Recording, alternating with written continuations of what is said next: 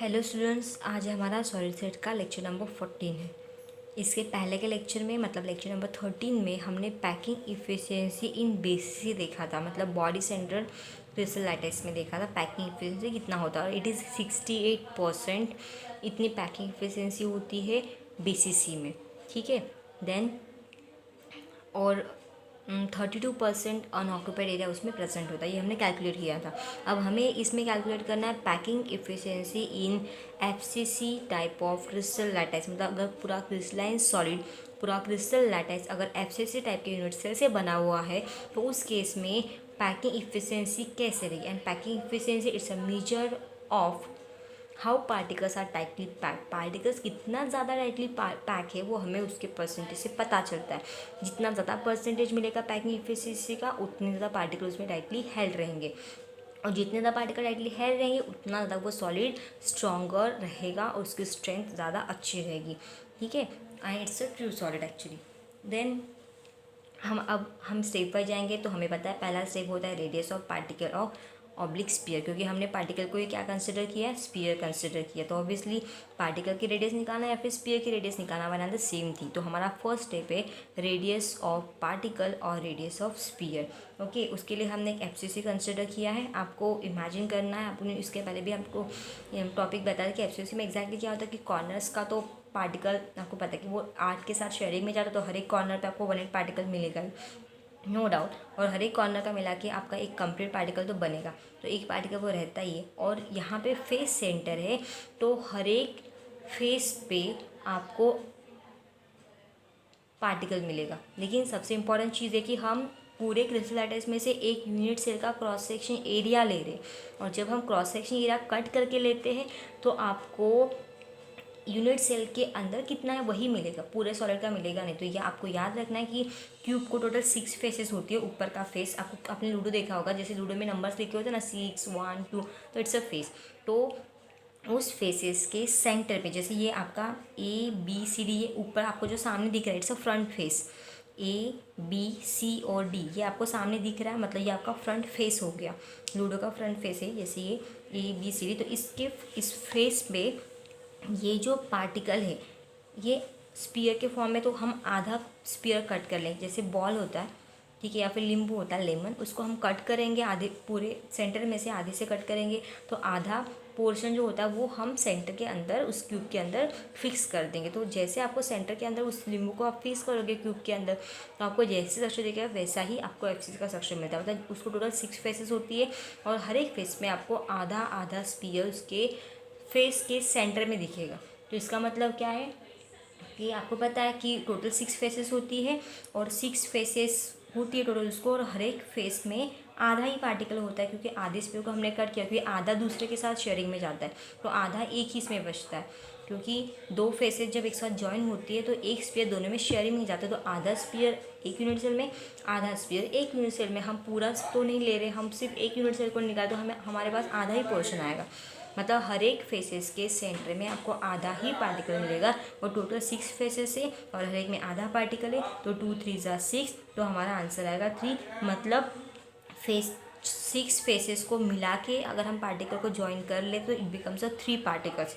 Okay, और corners का कितना पार्टिकल है, 8 कॉर्नर्स है, और हर एक कॉर्नर पे 1 है, तो उसको मिला के 1 पार्टिकल। तो टोटल पार्टिकल्स कितने होंगे उसमें, इस टोटल पार्टिकल बिकम्स अ 4। तो ये आपको याद रखना है कि FCC में टोटल पार्टिकल्स कितना होता है, टोटल पार्टिकल्स होता है 4 पार्टिकल्स, मतलब 4 पार्टिकल्स से वो यूनिट सेल बना होता है। कैसे बना होता है आपको इसके पहले भी लेक्चर में बताया था, ठीक है। अब रिवाइज करके आपको ये बता दिया। अब हमारा मेन मोटो है पैकिंग इफ़िशियंसी निकाला, कि FCC क्रिस्टल लैटिस अगर है तो उसकी पैकिंग इफ़िशियंसी कितनी ज़्यादा होती है, कितने पार्टिकल्स टाइटली हेल्ड है वो हमें पता चलेगा। ओके, तो फर्स्ट स्टेप है रेडियस ऑफ पार्टिकल और रेडियस ऑफ स्पीयर। अब आपको रेडियस निकालना है। अगेन आपको जो डायग्राम ड्रॉ करके दिया है, आपको पार्टिकल के बारे में तो पता चल गया, कॉर्नर्स के साथ साथ हर एक फेसेस के सेंटर में भी पार्टिकल, जैसे आपको ABCD फेस दिया हुआ है सामने दिख रहा है वो, और ये पार्टिकल उसके सेंटर में आपको ऐसा कंसिडर करना है, जो आपको बुक में थोड़ा सा अच्छे से क्लियरली समझ में आ जाएगा, ठीक है।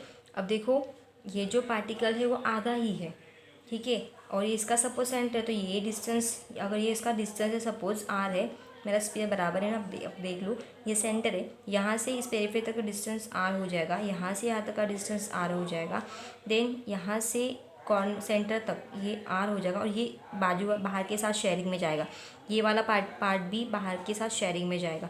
ओके, तो हमें इसको ध्यान देना नहीं है, हमें ये यहाँ से लेकर यहाँ तक, यहाँ से लेकर यहाँ तक, यहाँ से लेकर यहाँ तक, और यहाँ से लेकर इस कॉर्नर तक ही आपको कंसिडर करना है। ये पोर्शन बाहर के यूनिट सेल के साथ शेयरिंग में ऐसा हमें कंसिडर करना है।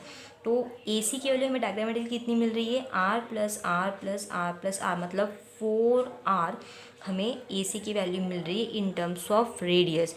ठीक है, क्योंकि ये सेंटर है, यहाँ से यहाँ तक R है, यहाँ से भी यहाँ तक R है, फिर यहाँ से इस सेंटर से लेकर यहाँ तक R है, यहाँ से लेकर यहाँ तक R है। एक्चुअली इसका सेंटर बराबर दिख नहीं रहा है, तो आपको वो कंसिडर करना है। ओके, तो आपको वो कंसिडर करो, ये सेंटर है करके। तो diagrammatically in terms of R हमें क्या मिला, AC is equal to 4R। ठीक है, ये हमें मिला। एंड आपको पता है कि एज लेंथ कितना होता है, ये भी एक एज है तो इट बिकम्स A, ये भी एक एज है, इट्स ऑल्सो बिकम्स A, ये भी पूरी एज है तो इसका भी डिस्टेंस A, ये भी एज है, इसका भी डिस्टेंस है, जितने भी एजेस है सभी A रहेगी। और ऐसा करने से देखो हमें एक ट्रायंगल मिला जिसको हमें कहाँ है ABC, तो हम इस ट्रायंगल को कंसिडर करेंगे ट्रायंगल ABC। कौन सा, ये पूरा जो मैंने हाईलाइट किया थोड़ा डार्क से ट्रायंगल ABC, हमें ये पूरा ट्रायंगल मिल रहा है। और ये ट्रायंगल कैसा है, राइट एंगल ट्रायंगल, क्योंकि ये जो है एंगल B वो कितने का है, angle ABC it is of 90 degree. ये ABC कितने का है, 90 है। उसके सामने की 90 के सामने की जो साइड है वो क्या रहेगी, हाइपोटेनियस रहेगी। तो हम इसको पाइथागोरस थ्योरम अप्लाई करेंगे। By Pythagoras theorem hypotenuse square, hypotenuse कौन सी है, ये आपका C है, ये आपको याद रखना है, it's becomes a C, ABC।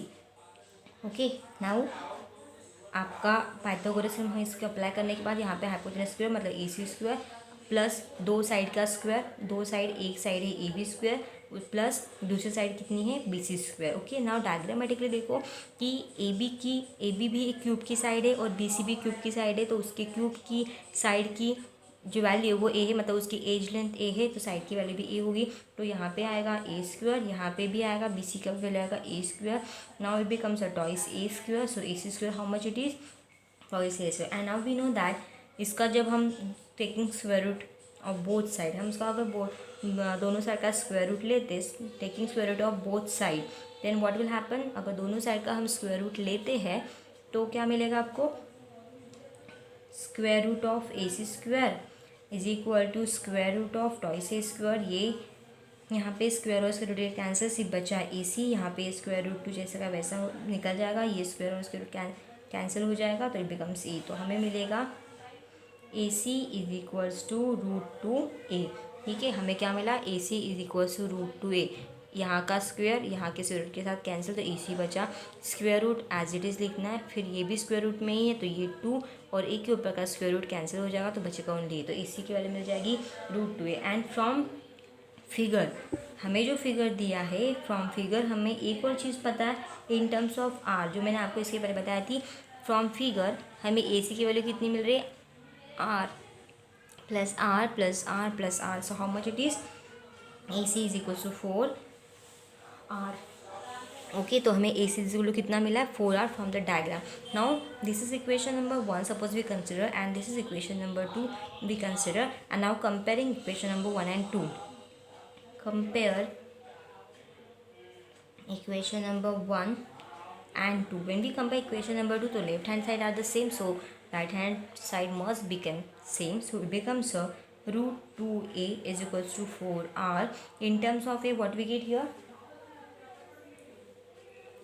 in terms of R कर लेते, अगर in terms of R किया तो R को इस साइड में रख देते, अगर हमने R को इस साइड में रख दिया तो ये 4 इस साइड में शिफ्ट हो जाएंगे। ओके, 4 अगर इस साइड में शिफ्ट हुए तो √2/4 into A is equals to R, ये आपकी R की वैल्यू हो जाएगी। ठीक है, मतलब R is equals to √2A/4, मतलब सेम थिंग, सेम ही है, R is equals to √2A/4, ये हो गया। अब इसको हम थोड़ा चेंज भी कर सकते हैं। आप उसको चेंज कैसे कर सकते हो, जैसे ये आपका जो वैल्यू है, ठीक है। आपका जो वैल्यू है R is equal to root two, तो हम क्या करेंगे, रूट टू को दोनों साइड से मल्टीप्लाई कर लेंगे, मतलब आर इज इक्वल्स टू, मतलब हम क्या करेंगे, रूट टू से मल्टीप्लाई और डिवाइड कर देंगे। अगर हम रूट टू से मल्टीप्लाई और डिवाइड कर देते, जैसे ये 4 ये जैसा का वैसा रहेगा, हम इस इक्वेशन को रूट टू से डिवाइड भी करेंगे, इवन हम मल्टीप्लाइड भी करेंगे।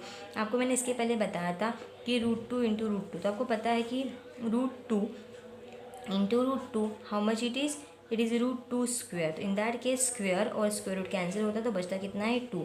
ये भी मैंने आपको बताया था इसके पहले। तो यहाँ पे दोनों रूट टू को मिला के कितना आंसर आता है 2। ठीक है, तो यहाँ पे क्या होगा, ये रूट टू और रूट टू मिला के ऊपर का, वैसे तो हम ये कैंसिल करते हैं, बट हमें कुछ ऐसा करना नहीं, तो हम इस रूट टू और रूट टू को मिला के क्या लिखेंगे, ओनली 2 लिखेंगे। तो यहाँ पे 2a डिवाइडेड बाय 4, और ये रूट तो गया क्योंकि हमने इन दोनों को मिला के 2 लिखा है, तो बचा नीचे वाला रूट 2। अब 2 2 ज़ा 4, तो what will remaining here, a 2 root 2 it becomes r now. तो ये इम्पॉर्टेंट है हमारे लिए, r is equals to a upon 2 root 2। I hope आपको ये समझ में आ गया होगा। It's a radius of particle. तो हमारा ये स्टेप कंप्लीट हो गया, हमें इस स्टेप में रेडियस मिल गई। नाउ वॉल्यूम ऑफ स्फीयर, हमारी नेक्स्ट स्टेप रहेगी second step. What is the second step, second step हमारी रहेगी वॉल्यूम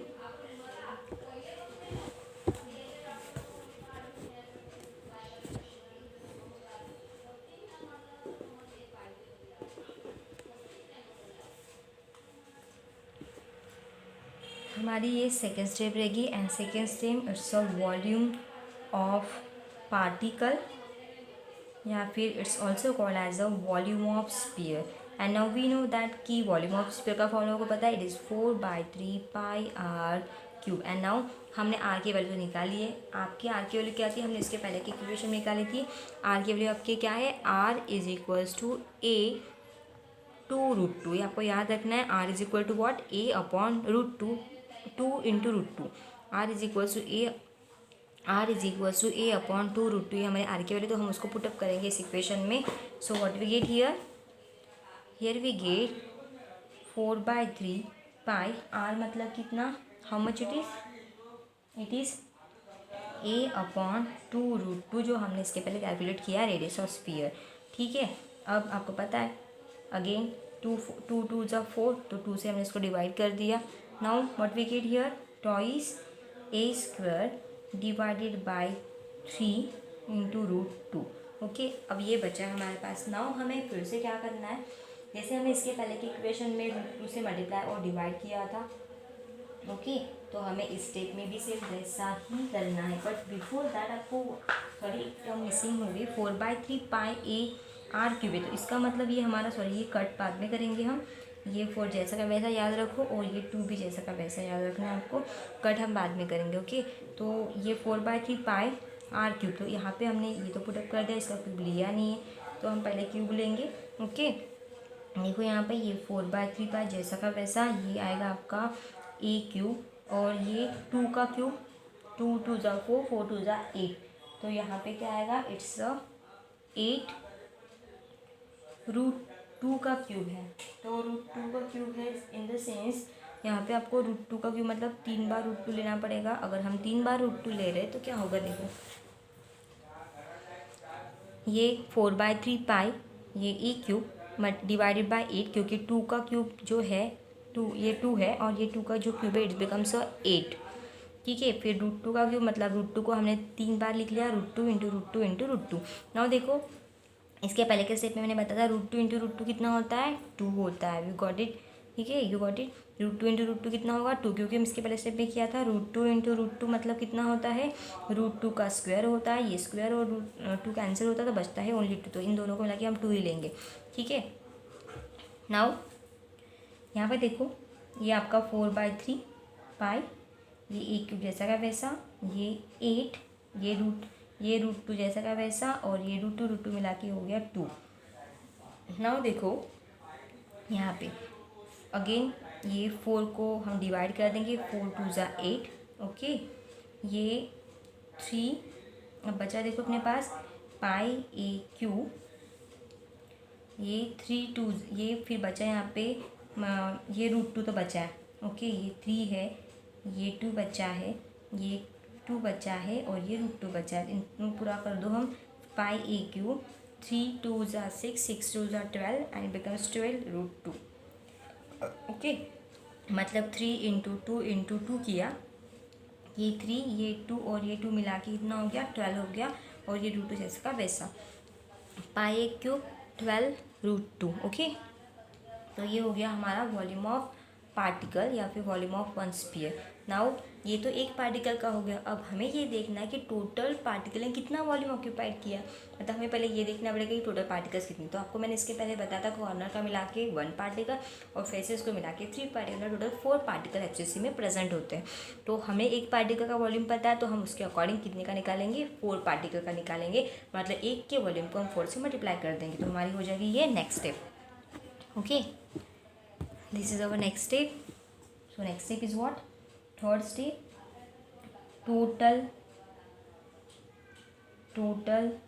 volume of particle या फिर total volume occupied by the particle। तो total volume आपको निकालना है। तो total volume निकालने के लिए हमें क्या करना पड़ेगा, total volume निकालने के लिए हमें क्या पता चाहिए, वो हमें टोटल पार्टिकल पता चाहिए। टोटल पार्टिकल कितना होता है, 4 पार्टिकल्स होता है। एक का वॉल्यूम कितना है, पाई ए क्यूब डिवाइड बाई 12 √2, ये एक का वॉल्यूम है।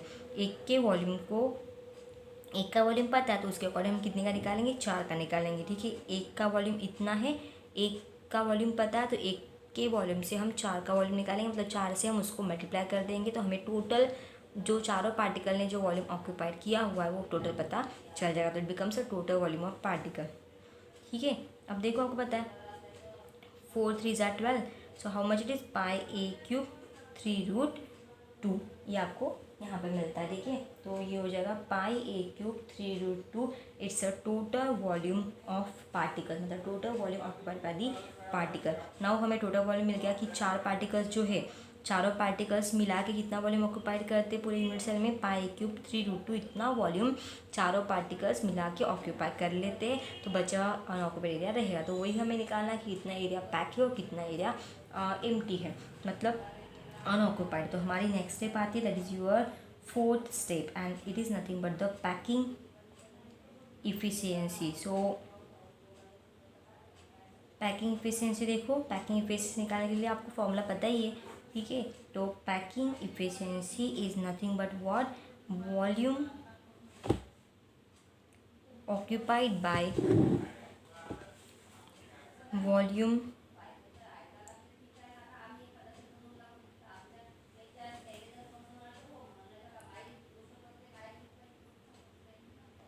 Packing efficiency to volume occupied by particles divided bye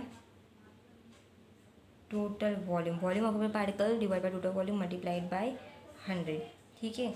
and volume occupied the particles कितना आपको पता है, it is pi A cube 3 √2, it's a volume occupied the particle, जो हमने अभी निकाला है।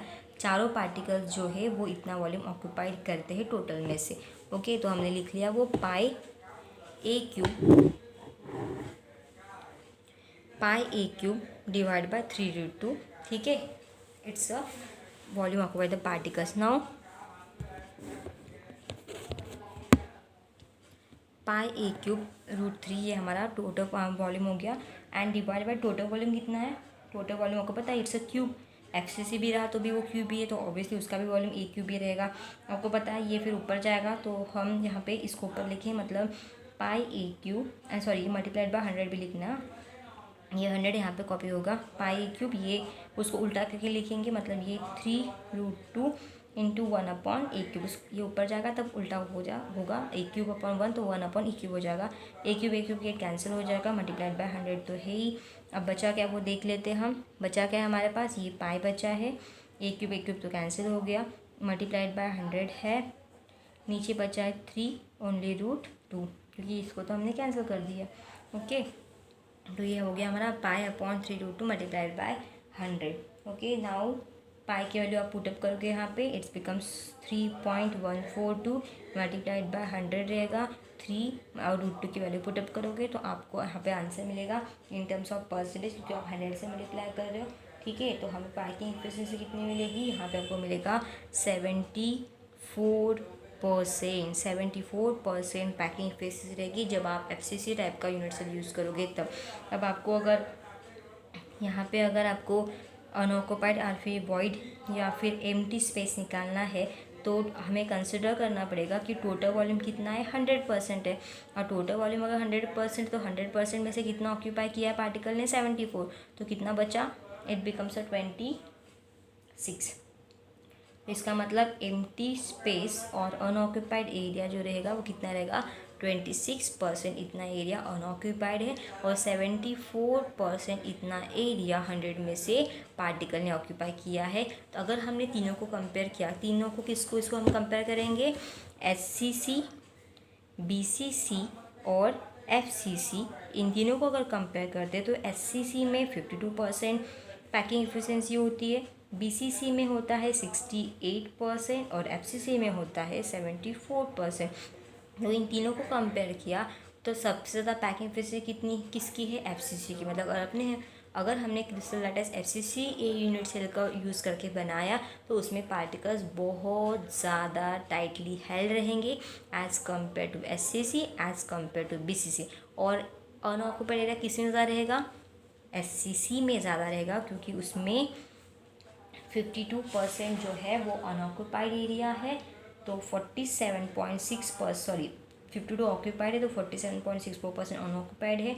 इसमें 68% ऑक्यूपाइड एरिया है तो उसमें अनऑक्यूपाइड एरिया 32% है और इसमें 74 ऑक्यूपाइड है तो 26%। मतलब इसमें बहुत कम स्पेस, कम अनऑक्यूपाइड एरिया रहेगा, कम एम्प्टी स्पेस रहेगी, समझ में आया। और पार्टिकल्स बहुत ज़्यादा टाइटली पैक रहेंगे। तो SCC, BCC, FCC के कंपैरिजन में FCC से बना हुआ जो क्रिस्टल होता है वो उसकी पैकिंग एफिशिएंसी ज़्यादा होती है, पार्टिकल्स बहुत ज़्यादा टाइटली हेल्ड होते हैं। ठीक है, तो आपको ये भी समझ में आ गया होगा। तो अगर आपको अगर किसी ने पूछा कि कौन से टाइप का यूनिट सेल यूज़ करने से पार्टिकल्स बहुत टाइटली पैक होते हैं या फिर उसमें सॉलिड के पार्टिकल्स बहुत टाइटली हेल्ड है, तो आप क्या बताओगे कि अगर हम SCC, BCC और FCC में से चूज़ करना रहा तो हम FCC को चूज़ करेंगे, क्योंकि FCC में पार्टिकल्स ज़्यादा टाइटली हेल्ड होते हैं, क्योंकि उसकी पैकिंग एफिशिएंसी 74% है और उसमें जो अनऑक्यूपाइड एरिया होता है जिसमें पार्टिकल्स नहीं होते वो ओनली 26% ही होता है। खाली जगह 26% होती है और भरी हुई जगह 74% होती है। इसका मतलब पार्टिकल्स उसमें ज़्यादा रहते हैं, जितना पार्टिकल रहेंगे उतने वो टाइटली हेल्ड भी रहेंगे। तो FCC FCC टाइप का यूनिट सेल यूज़ करके हमें एक परफेक्ट टाइप का यूनिट सेल या फिर क्लोजली पैक यूनिट सेल मिल सकता है, क्लोजली पैक क्रिस्टल सॉलिड मिल सकता है। तो ये हो गया आपका पैकिंग एफिशिएंसी FCC ऑल्सो। सो आई होप आपको ये समझ में आ गया होगा। और अगर आपको कोई डाउट है तो फिर से उस वीडियो को एक बार देख लो। इस वीडियो को देखने के बाद इसको लाइक और शेयर करना ना भूलें। Thank you.